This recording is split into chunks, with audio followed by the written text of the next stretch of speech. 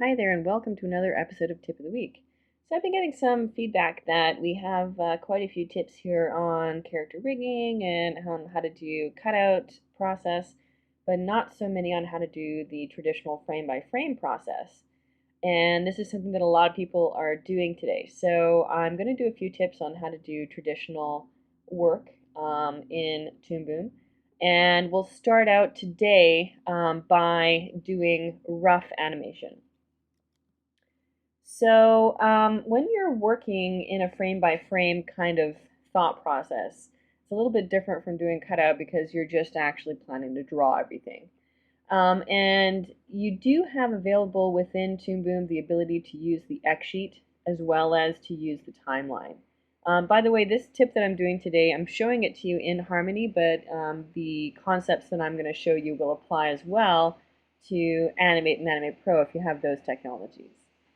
So with the Xsheet, it's just a different way of showing things. It shows a vertical column that you can use instead of a horizontal layer. So it's just kind of up to you whether you prefer to work horizontally or vertically. There's a little bit of additional information that you'll see in the Xsheet, and I'll show you while I work here. I'm going to switch over to the drawing view just because the drawing view isolates out the individual drawing that you're working on. I also have a drawing toolbar showing up here. If you don't have this toolbar showing, you can right-click in the gray area at the top here and select Drawing View. And then from here, I can turn on the grid, which gives me my traditional 12-field grid that I can use to animate with to give me a point of reference as I'm moving from one drawing to next. So I'm just going to do a very simple head turn here. Although I can animate, I'm not necessarily as good of an animator as those who do it every day, so I'm going to do something a little bit more simple. But so we'll start with a head turn. So basically what you're going to do is you start by doing your key poses, right? So here I'm just going to start on the first frame there, and I will have the character with his head facing in this direction. So let's do a little rough, rough work. Now I don't need, when I do my rough, I don't need to like fill in all the details of my character. I just need to kind of block in where he's at, like where he's looking maybe, so he's kind of looking over that side, and he's got a mouth there somewhere, so something like that. Okay, and then now at this point, my character is going to turn around. So what you'll do next is you'll go and do your final frame that you're going to work with. Now, I may have a few breakdown poses in between, right? So depending on how many breakdown poses you're doing in between, you may choose to do your final pose somewhere further along, like I might do it over here. So if I'm going to do my pose a little bit further along, I can always create the pose here knowing that I'm going to do it, or I can create the pose right next to the first drawing and then move it later. So it's kind of up to you the way that you like to work. Just for the sake of argument, I'm going to go ahead on frame 5, and I'm going to do my other pose on frame 5. Now, one thing that you'll notice is it will fill in the exposure of the frames in between. So in other words, when I look at my timeline or when I look at my Xsheet, it's holding the first drawing all the way from, frame 1 up until frame 5. So that additional information that I was telling you that the Xsheet shows is the Xsheet also shows the drawing name. So the drawing name of the first drawing is drawing 1, and the drawing name of the second drawing is drawing 2. So we just number things by default. You can also go in there and create your own name if you want to. Like if I go on frame 7 and I double click on the frame, double clicking on it allows me to create a drawing or to swap to a drawing. So I can say, head 2. And now I have a drawing that's named head 2, and I can, use head 2 at some point. If I go in and I create a drawing head 3, I can use head 3 at some point. And then if I wanted to swap to head 2 again, I could always double click on that and select head 2. So that's just kind of like an obvious way of showing you what that's doing. And the reason that I show you that is because some people think that when you double click and you type in something like, head 1, that it's actually renaming this drawing to head 1, but it's not. What it's doing is it's swapping to that drawing, and head 1 doesn't exist yet. So I can swap to head 1 and create a drawing called head 1, and now I've got a drawing in there. But you won't have drawings that are created kind of like automatically. You have to create your own drawings as you go.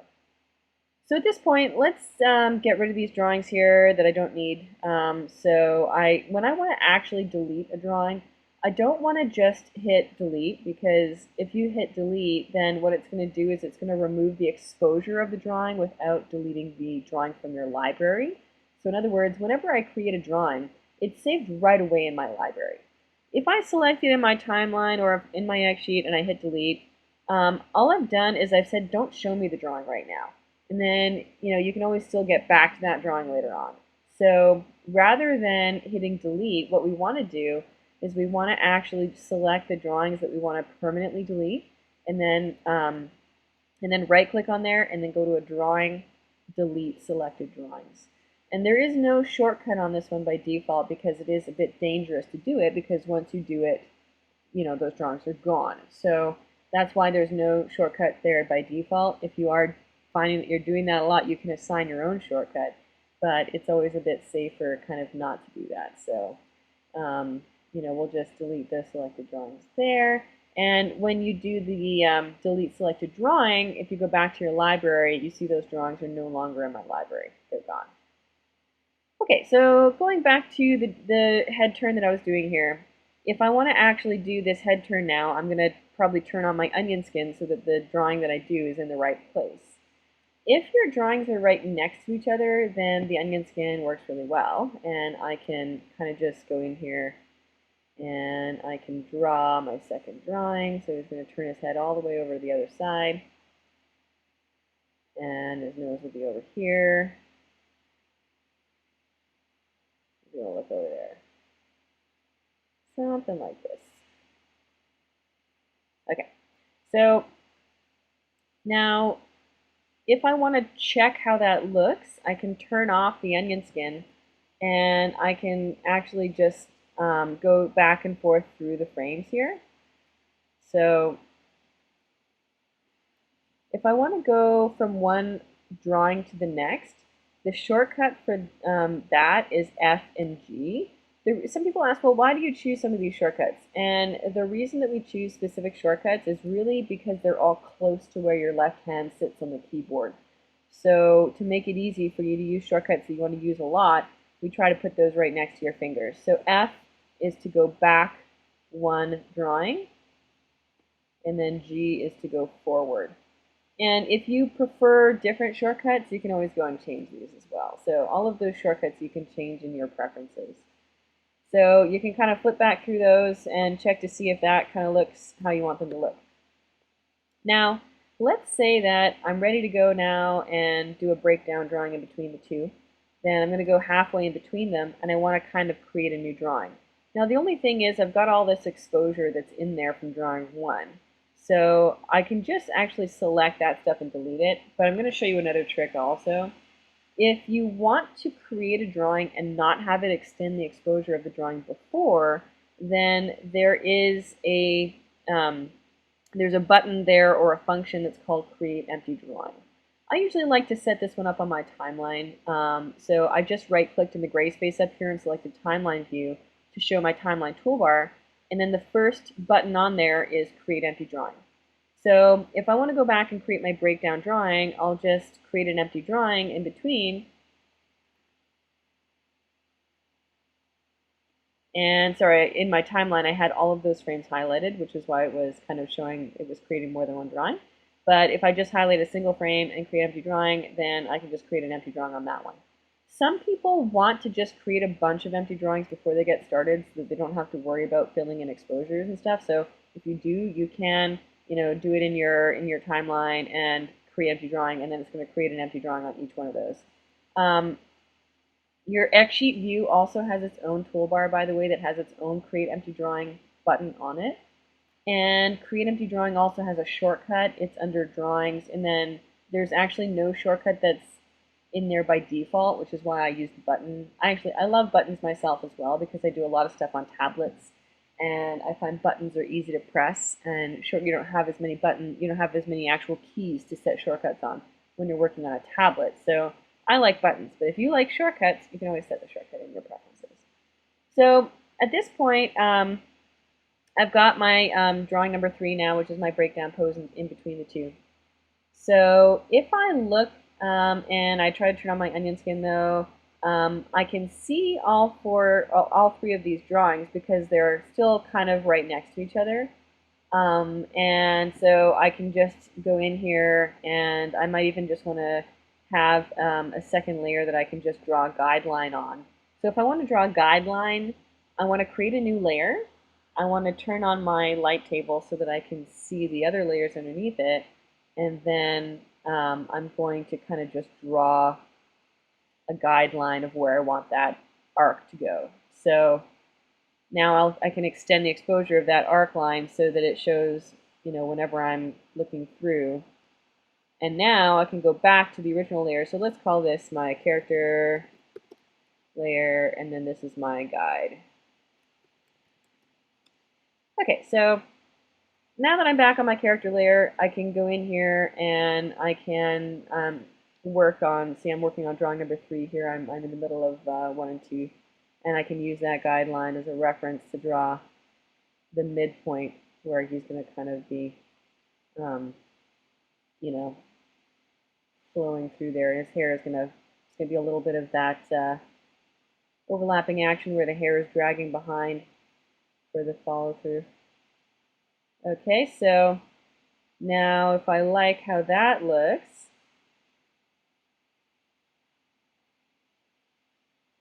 then I can turn off my onion skin, and then I can use the F and G shortcuts to go forward and backward and double check how that looks. So that's looking pretty good.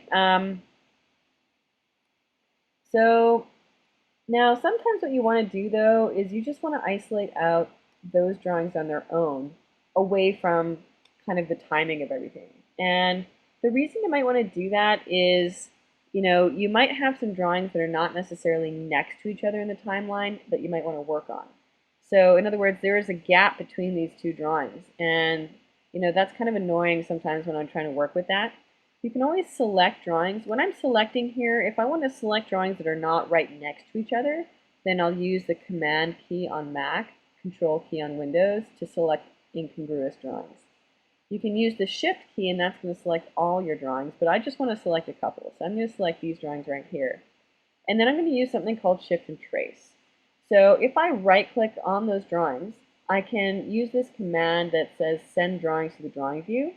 And when you do that, it allows you just to isolate out those drawings that you're working on. So it makes it easier for you to make changes. You can also use this with a special kind of onion skin. So when I turn my onion skin on, when I'm in Shift and Trace, at the beginning it kind of just shows like a regular onion skin. But the cool thing is that you can temporarily overlap pieces of your drawing if you want to check out how they look to keep your characters on model. So if you enable the Shift and Trace, which is the first button up here, and then you turn on the manipulator, this will allow you to actually kind of drag your drawings over. So here I can overlap the character's face, make sure that the size of the head is correct, and I can do that also with the third one, and I can make sure that it looks right. And then once I've made sure that it looks right, I can always turn off the Shift and Trace again, and then it's going to go back to its regular position. So it's only a temporary move, and it's just for the purpose of kind of making sure that things are right. You can also draw when you're in that mode. So if I enable it again and I'm in this mode, I can use this to actually kind of trace over my drawing if I want to, and get a better drawing out of it. And you can turn off your onion skin. If you turn off your onion skin, it automatically turns off the Shift and Trace, because you can't use Shift and Trace without having the onion skin on.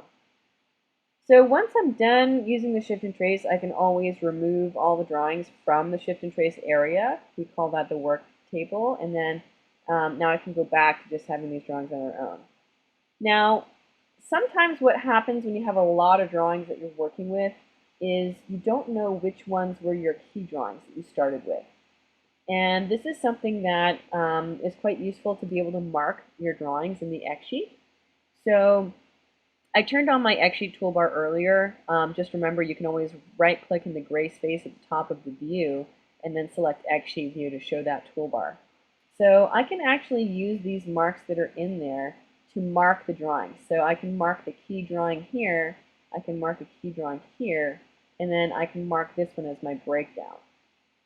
When you mark an in-between drawing, so if I go in between these two and I create an empty drawing and I do something, so let's say I want to have like, maybe it's going to be kind of a slow in, so I'm going to keep it pretty much over close to the original drawing.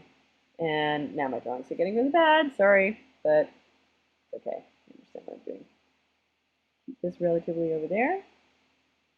But maybe I have a little more follow through on the hair, something like that. Here we go. Turn off my onion skin, see how that looks. Okay, so that's looking pretty good. So now I've got this kind of going here. If I try to mark something as an in-between drawing just doesn't have a mark on it, because otherwise your Xsheet would be full of marks all the time. So if I marked it as a breakdown, for example, and then I change it to an in-between actually just removes the mark there, just to keep things nice and clean. So this is basically it. So now I can go in and I can do my last drawing. I can create an empty drawing there. I can turn on my onion skin, and then I can, if I'm going to have it kind of slow in, then I want it to be kind of close to this drawing on this side. And then make sure that my hair is still dragging behind so that I get that kind of realistic look there.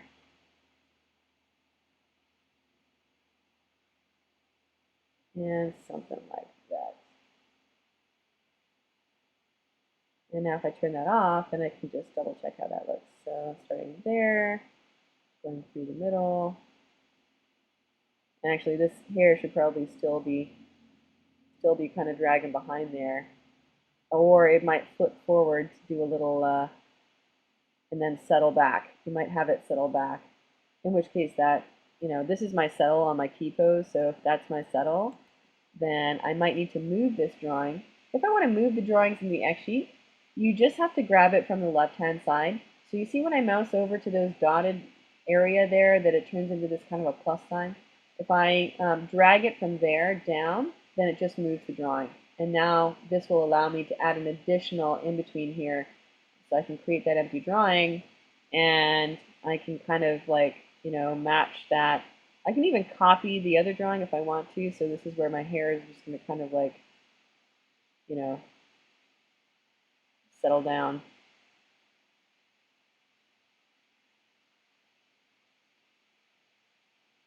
Sorry that I'm not as good of an artist as the rest of you, but here we go. So hair is dragging behind, and it's going to settle down and then reach its final position there.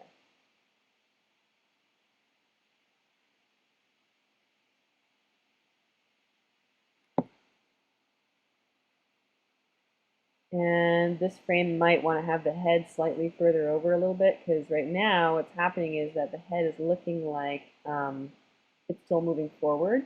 And the hair, if it's going to settle, the hair would have to like, it would go the other way. So I have to have the head further forward in this frame than it would be in your settle position.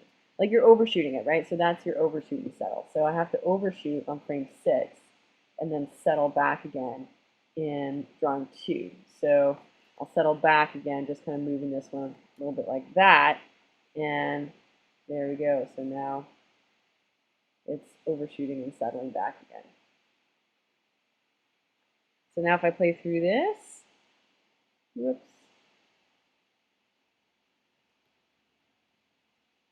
Here we go. That's what I got.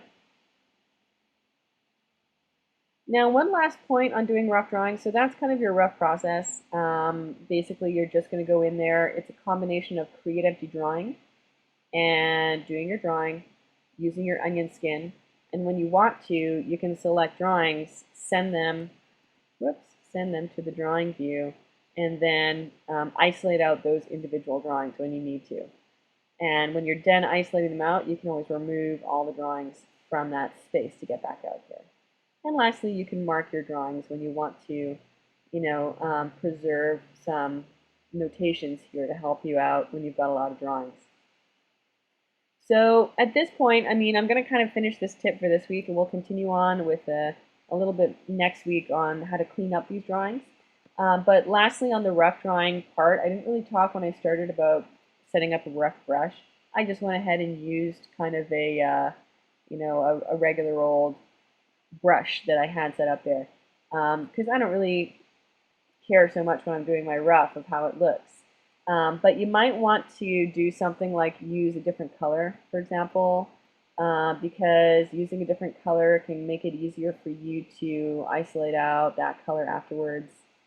So you can always select your lines and then just select the color, and that's going to apply the color to those lines. Or if you've already drawn your lines, there's another really fast way. If you do a repaint, then the repaint will just repaint the lines without painting the fills inside. So I can kind of just repaint these drawings using the same F and G shortcuts to go forward and backwards a frame. So you can really quickly just kind of play through there and see if that works. So making it a different color is something that's useful.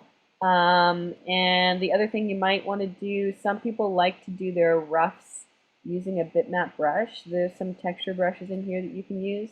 Just be aware that when you do use textures that it does make your files a little bit heavier. So I personally like to stay away from textures, but it's really up to you. If you like to use textures for roughs, that's just fine. You also have the ability to use your pencil tool. The texture on the pencil tool is way lighter. So this is a better tool to use if you want to use texture, but you just kind of have to play around and see what tool is going to give you the feeling and the look that you like to be able to draw with. And then I will continue next week by going over the clean stuff, and then we will be using the pencil tool when we go into doing clean work as well. So I hope that was useful, and I'll see you guys later.